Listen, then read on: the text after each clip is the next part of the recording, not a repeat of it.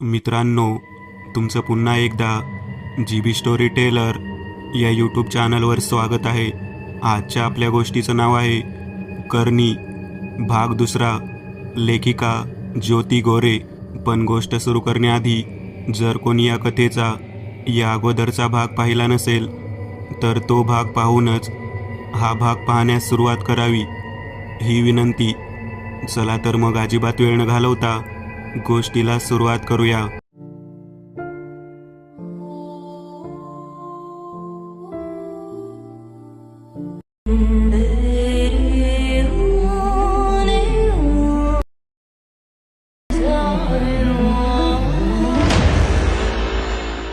विष्णूच्या तब्येतीला काहीच उतार नव्हता.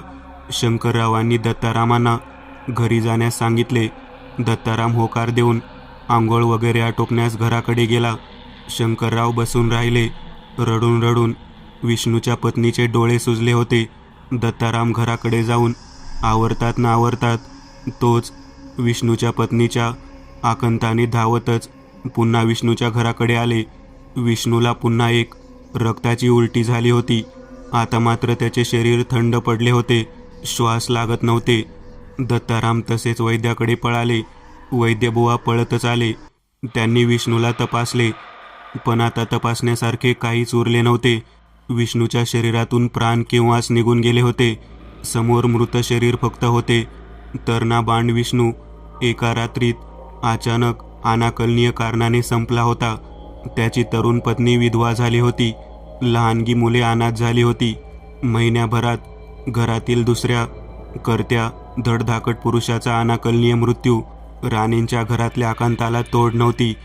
पण दुसरीकडे कोणीतरी आसुरी आनंदाने या सगळ्या विनाशावर हसत होते. जणू त्यांना हेच तर अपेक्षित होते. विष्णूच्या देहावरचे सारे अंत्यसंस्कार पार पडले. अन्न पाण्यावरचे सर्वांचे मन ओढले होते. 13 दिवसाचे सुतक संपत आले आणि 13व्याचे ठरवण्याकरिता दत्ताराम शंकररावांकडे आले. दादा, 13व्याचे जेवण करायला हवं. दत्ताराम म्हणाले. हो, माधव गुरुजींना सांगून ये. शंकररावांनी होकार दिला. दादा, तू ते स्वप्नाचं मला सांगत होतास, मी गांभीर्याने घेतलं नाही. पण हे काय होऊन बसलं रे? दत्ताराम रडवेल्या सुरात म्हणाले. अण्णांच्या वेळीसुद्धा जयूला असंच स्वप्न पडलं होतं. अण्णांना तरी कुठे काय आजार होता, पण गेलेच अचानक. एवढा योगायोग कसा असेल? आमचा त्यावेळी विषय झाला होता. वासुदेव बुवा आपल्या घराकडे आले की त्यांना विचारून घेऊ असा, पण संधीच मिळाली नाही. शंकरराव म्हणाले. मी काय म्हणतो दादा, मीच बुवांच्या गावी जाऊन कानावर घालू का सगळं? काय म्हणतात बघतो, ते सांगतील तसं करू. हो, तू म्हणतोस ते बरोबर आहे. वेळ काढण्यात अर्थ नाही. सुतक संपलं की ताबडतोब भेटूनच ये. चालेल दादा. दत्तारामांनी निरोप घेतला न घरी गेले. सुतक संपलं आणि दत्ताराम ताबडतोब वासुदेव गोसावी यांच्या गावी जायला निघाले. दत्ताराम बाकीच्या गोष्टी फारशा मानत नसले तरी गुरु म्हणून बुवांवर त्यांची पूर्ण श्रद्धा व विश्वास होता. तसेच प्रिय भावाच्या अकाली मृत्यूच्या अनुभवामुळे अशा गोष्टी न मानणाऱ्या दत्तारामांचे मनही डळमळले होते. सकाळी लवकर एसटीने निघालेले दत्ताराम दुपारनंतर बुवांच्या गावी पोहोचले. बुवा म्हणजे तपस्वी माणूस, बोलणे कमीच, संसारी माणसामध्ये फारसे रमत नसत. परंतु जी ठराविक भक्तमंडळी होती त्यांना कधीकधी भेटी देत. अगदी निगर्वी निस्पृह मनुष्य, नवनाथांचे गाढे उपासक. बुवांकडे पोहोचताच दत्तारामांनी अंगणात ठेवलेल्या पाण्याने हातपाय धुतले. तिथेच ठेवलेल्या पिण्याच्या पाण्याच्या माठातील पाणी प्राशन केले. त्यांना जरा तरतरी आली. काय रे, कसं येणं केलंस दत्ता अचानक? बुवांनी विचारलं. दत्तारामांनी त्यांना जे घडलं ते सर्व सांगितले. बुवांच्या चेहऱ्यावर आठी पडली. भयानक झालं. मला आधीच कळायला हवं होतं. हे काही नैसर्गिक वाटत नाही दत्ता, पण मला ध्यान लावून पाहावं लागेल. आज रात्री मी ध्यान लावतो, मग ठरवू काय ते. दत्तारामांनी मान डोलावली. तेवढ्यात बुवांच्या पत्नी थोडं जेवण व पाण्याचा पेला घेऊन आल्या. दत्तारामांनी जेवण घेतलं आणि थोडा आराम केला. रात्रीचं जेवण वगैरे झालं. बुवा व दत्ताराम जागेच होते. काय तो उलगडा होणं गरजेचं होतं. घरातील बाकी सर्वजण झोपी गेले. रात्रीचे 12 वाजत आले होते. बुवांनी थंड पाण्याने स्नान केले. त्यांचे उपासनेचे कपडे, भगवे नाथपंथी वस्त्र परिधान केले. संपूर्ण शरीरावर विधिवत मंत्र उच्चार करीत भस्म धारण केले. त्यांच्या गुरूंनी दिलेल्या रुद्राक्षमाळा गळ्यात धारण केल्या. बुवांची पूजेची व उपासनेची खोली वेगळी ठेवलेली होती. तिथं कोणालाही प्रवेश नसे. खोलीत त्यांच्या पूजेच्या मूर्त्या, नवनाथांची तसबीर यासोबतच एक हवन पात्रही ठेवलेले होते. हवनाला लागणाऱ्या समिधा इत्यादी साहित्यही आसपास मांडलेले होते. तसेच बुवा एका व्याघ्र चर्मावर बसत असत, तेही तेथेच अंतरलेले होते. त्या शेजारी बुवांचा नाथपंथी चिमटा ठेवलेला होता, जे बाह्यता नाथपंथी वेशभूषा करून सामान्य लोकांना ठकवतात. बुवा अशा ढोंगी व्यक्तीपैकी नव्हते. ते खरोखरीचे नाथ उपासक होते, जे भोळ्या भक्तांना कसलीही अपेक्षा न ठेवता मदत करीत. बुवांनी त्यांच्या खोलीत प्रवेश केला व व्याघ्र चर्मावर स्थानापन्न झाले. त्यांचे तेज आता वेगळेच भासत होते. समोर ठेवलेल्या नाथांच्या तसबिरीची त्यांनी पूजा केली. स्वतःच्या गुरुचे ध्यान लावले. खोलीत आता फक्त कंदिलाचा मिनमिनता प्रकाशच काय तो होता. बुवांनी ध्यानावस्थेत प्रवेश केला. इकडे दत्ताराम बाहेरच्या खोलीत किंचित अस्वस्थपणे बसून होते. झोप येणे तर शक्यच नव्हते. दत्तारामांनी चंचीतून तंबाखू काढली, चुना घालून मळली आणि तोंडात टाकली. तंबाखू तोंडात गोळवत ते टक्क जागे बसून राहिले. मधून मधून खोलीतच एरझाऱ्या घालत राहिले. बराच वेळ गेला असावा. कपड्याच्या खिशातले त्या काळाच्या पद्धतीने चेन असलेले घड्याळ दत्तारामांनी बाहेर काढले. पहाटेचे 3 वाजून गेले होते. बुवा अजूनही ध्यानावस्थेतच होते. दत्तारामांनी पुन्हा घड्याळ खिशात टाकले. प्रवासाच्या थकव्याने आणि पहाटेच्या गार वाऱ्याने आता त्यांना थोडी थोडी पेंग यायला लागली होती. बसल्या जागेलाच ते भिंतीला टेकून बसून राहिले. झोपेने आता त्यांचा ताबा घेतला होता. कसल्या तरी आवाजाने अचानक दत्तारामांची झोप मोडली. डोळे चोळत ते समोर पाहतात. बुवा हातात कंदील घेऊन समोर उभे होते. त्यांचा चेहरा अतिशय गंभीर दिसत होता. दत्तारामांना काय सुरू आहे याचे एकदम भान आले. ते भिंतीपासून पुढे होत नीट उठून बसले. बुवांनी कंदील शेजारी ठेवला आणि त्यांच्या शेजारी बसले. गंभीर आवाजात ते बोलू लागले. दत्ता, ध्यानावस्थेत मला काय प्रकार आहे ते समजले आहे. करणीचा भाग आहे. तुमच्या जवळच्या कोणीतरी करणी केलेली आहे. तुमच्या घराच्या दक्षिण भागात कुठेतरी तिचं अस्तित्व आहे. अंगणात कुठल्या तरी झाडाखाली ते पुरलं गेलं आहे. मला तिथे यावं लागेल व पाहावे लागेल. त्या क्षेत्रात प्रवेश केल्यावर माझ्या गुरूंच्या आदेशानुसार मला त्याची स्पंदने मिळतील. ते तिथून काढावे लागेल आणि त्याचे उच्चाटन करावे लागेल. त्यासाठी विशिष्ट विधी आहे. मला आवश्यक ते लागणारे साहित्य मी सोबत घेतो. सकाळी निघूया आपण. मला तिथे घेऊन चल. दत्तारामांनी आश्चर्य व काहीशा अविश्वासाने मान डोलावली. दोघांनी त्यानंतर थोडी झोप घेतली. सकाळी उठल्यावर आंघोळी केल्या. बुवांनी त्यांची नित्य पूजा अर्चा वगैरे आटोपली. आवश्यक ते सामान वगैरे एकत्र करून तयारी केली. बुवांच्या पत्नीने त्यांच्यासाठी भाकऱ्या व पिठले केले. ते खाऊन दोघे दत्तारामांच्या आंबवडे गावी जाण्यास निघाले. दुपारी दोघे आंबवड्याला पोहोचले. चालत चालत दत्तारामांच्या घरी आले. बुवा आल्याचे कळताच शंकरराव घाईघाईत पत्नीसह त्यांच्या दर्शनास आले.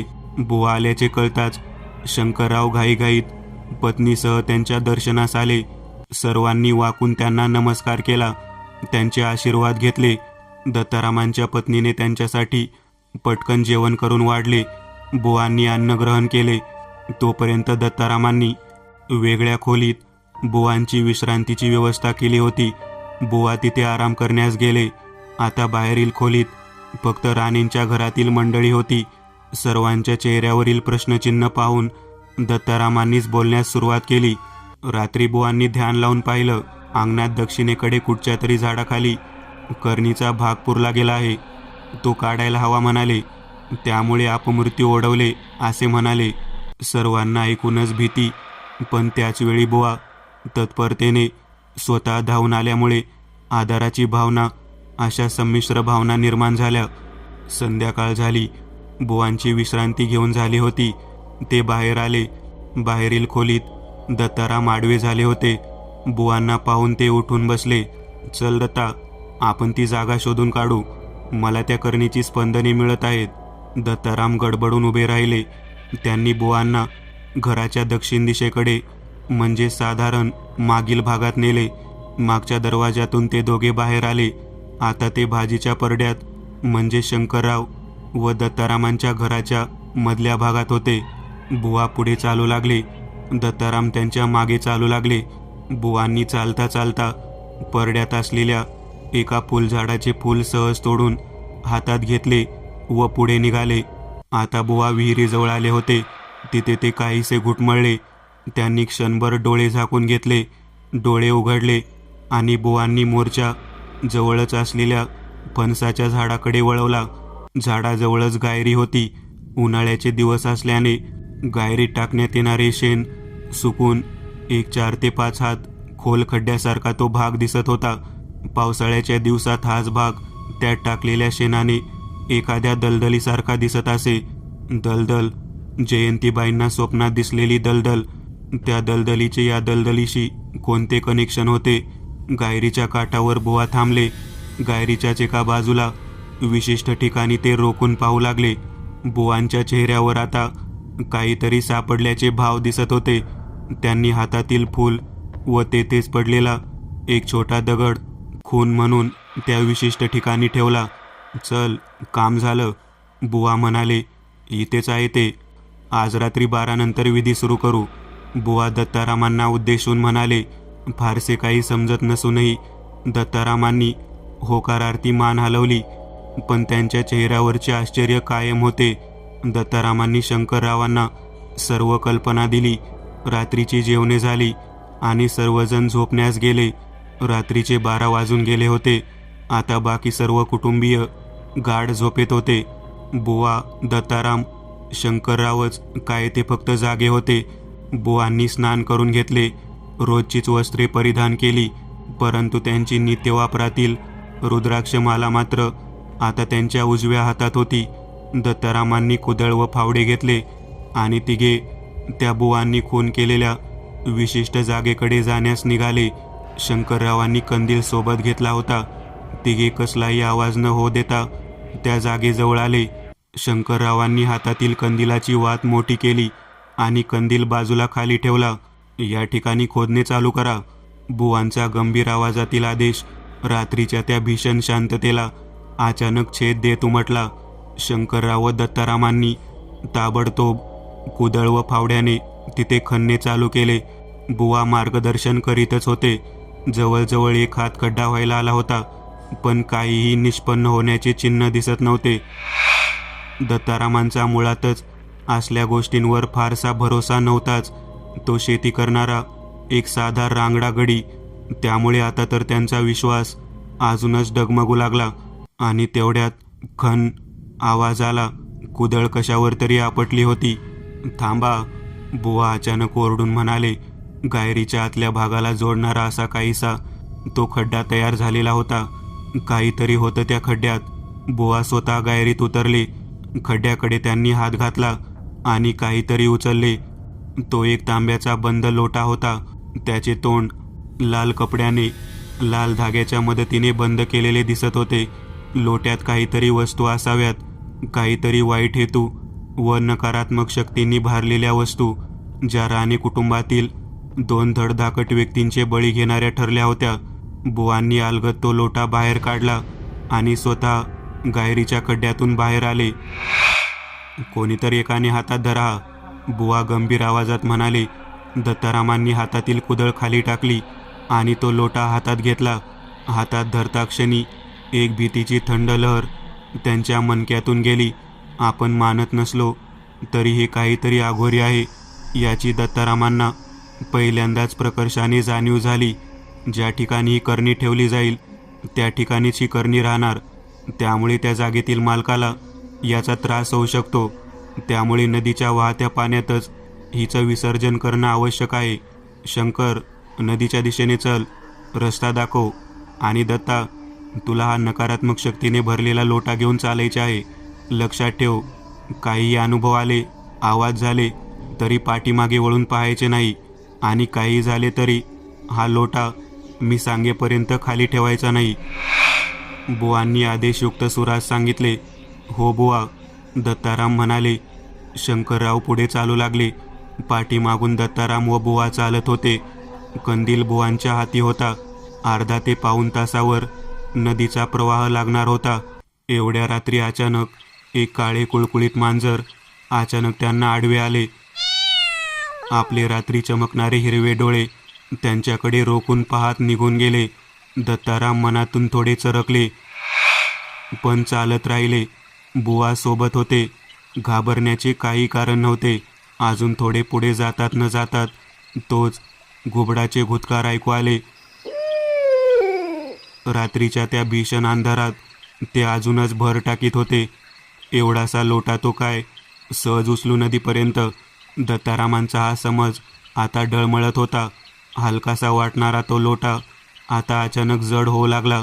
आपोआपच दत्तारामांना त्याचे वजन वाढत असल्याचे जाणवू लागले. जणू त्याला दत्तारामांना नदीपर्यंत पोहोचू द्यायचे नव्हते. पण बुवांनी निक्षून सांगितले होते, लोटा खाली ठेवता कामा नये. लोटा जड होतच चालला होता. ती करणी तिच्या उच्चाटनाचे भवितव्य जाणून चुकली होती. तिला ते सहज होऊ द्यायचे नव्हते. लोटा आता प्रचंड जड झाला होता, जणू पाण्याने भरलेला रांजणच. एवढा रांगडा गडी दत्ताराम, पण त्यांना आता तो उचलणे अशक्य वाटू लागले.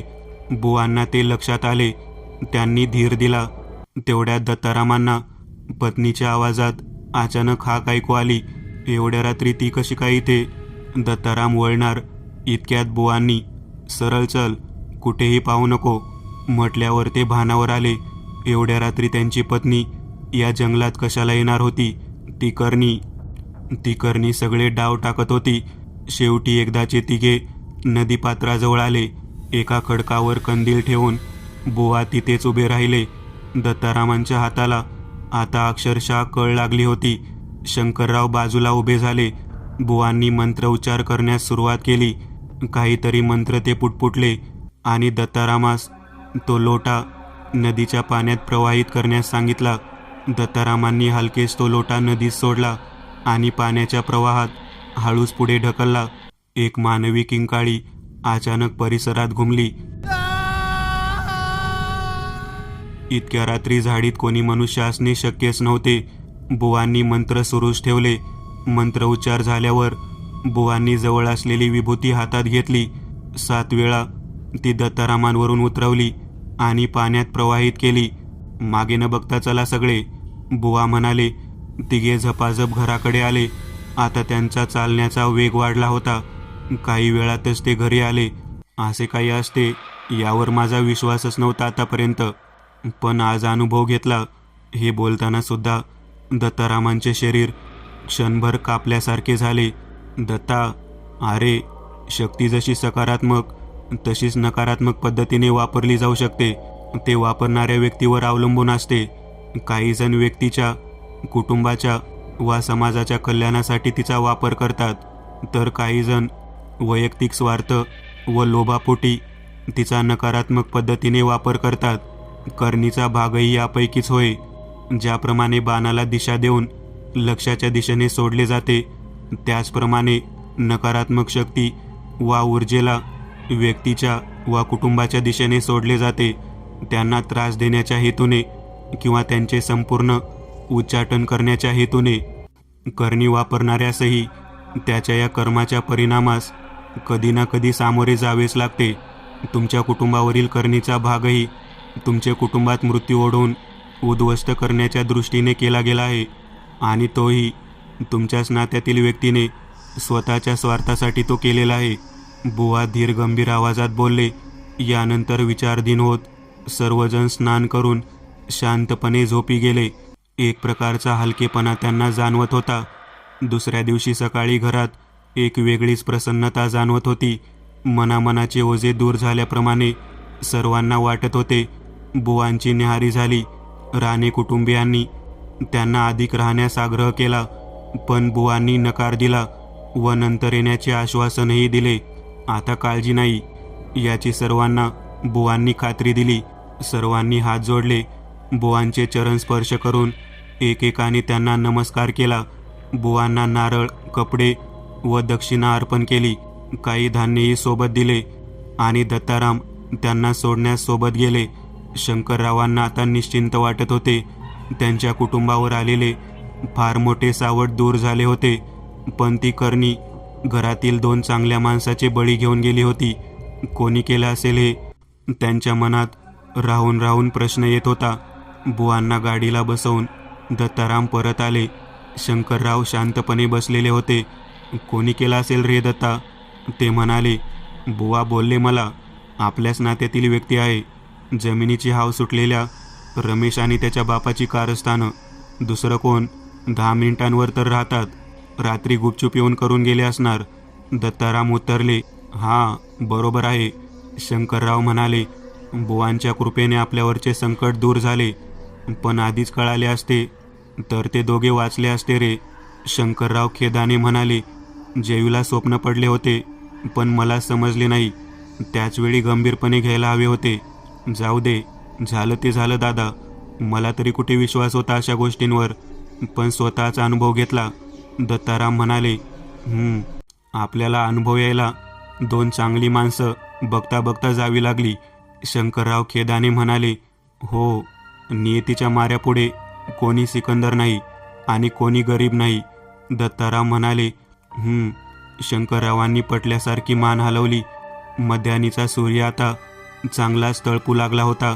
त्याच्या प्रकाशाची किरणे आता आंबवड्याच्या सावित्री नदीच्या पाण्यावर नाचू लागली होती आणि तळाशी कुठेतरी शांतपणे विसावला होता तो लोटा, तोच करणीचा लोटा. मित्रांनो, आज पुरतं एवढंच. तुम्हाला जर काही गोष्ट आवडली असेल तर नक्की लाईक करा. तुमच्यापैकी बरेचसे जण व्हिडिओ लाईक न करताच पळून जातात. पण हा जर व्हिडिओ तुम्ही लाईक केला तर मला जरा बरं वाटेल आणि असेच भारी भारी व्हिडिओ बनवायची माझ्यात एनर्जी येईल. त्यामुळे नक्की लाईक करा. आणि अजूनही कोणी या चॅनलला सबस्क्राईब केलेलं नसाल तर लगेच सबस्क्राईब करून टाका. आणि बाजूची घंटी ती मात्र दाबायला विसरू नका. देवाची घंटी आहे ती. चला तर मग पुन्हा भेटूया अशीच एक आगळी वेगळी गोष्ट घेऊन पुढच्या